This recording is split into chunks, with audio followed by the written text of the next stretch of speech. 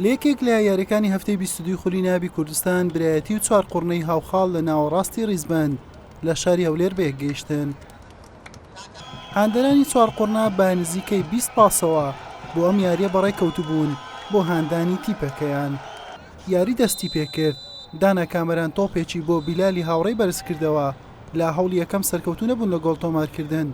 لە هەوڵی دووەم و دووبارەکردنەوەی بیلال ساڵح برایەتی خاوەن ماڵی بە گۆڵێک پێشخست. هەردوو تیپ هەوڵیان بۆ گۆڵی زیاتر دەدا. گۆڵپارێزەکان سەرکەوتوو بوون لە وەڵامدانەوەی هێرشەکان. لە خولەکی 36 ئەحمەد وەهاب بە ئەسیستی ساڵح جومعە گۆڵی یەکسانی بۆ چوار قوڕنە هێنایەوە. ئاسۆ محەممەد نزیک بوو چوار قوڕنە پێشیش بخات، بارزانی گۆڵپارێز تۆپەکەی دوورخستەوە. لانیوەی دووەم لەگەڵەوەی ئاستی هەردوویانە لە یەکۆ نزیک بوو، بەڵام چوار قوڕنە مەترسیدارتر دەردەکەوت. هاوڕێ جەلال دوو لێدانی ڕاستەخۆی جێبەجێ کرد، هەڕەشە بوون لەسەر گۆڵی برایەتی. سەفین ئەمین دەرفەتێکی زێڕینی لە پێش بوو، تۆپەکەی ڕێگای گۆڵی نەگرت. یاری تا کۆتایی بەم ئەنجامە مایەوە و بە یەکسانی بە کۆتا هات.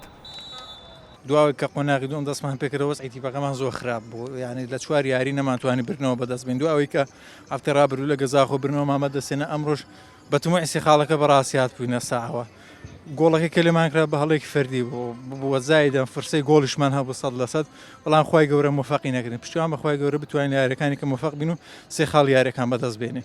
کاشکراوەڕۆ یاریمە بەرامبەر یانی چوار قوڕنە بوو. چوار قوڕنەش بە جەماوەریش زۆرەوە بوو بۆ شاری هەولێر بەخۆ دەزانی. بەڵام یاریگە خۆشمان دەبا هەرچۆنێک بە بربامانەوە، بەڵام بکەین هەلمان زۆرە دەست ئەوان شەریان ڕاستی بڵێم یەکسامون باشترین ئەنجام بوو لۆر دیلا.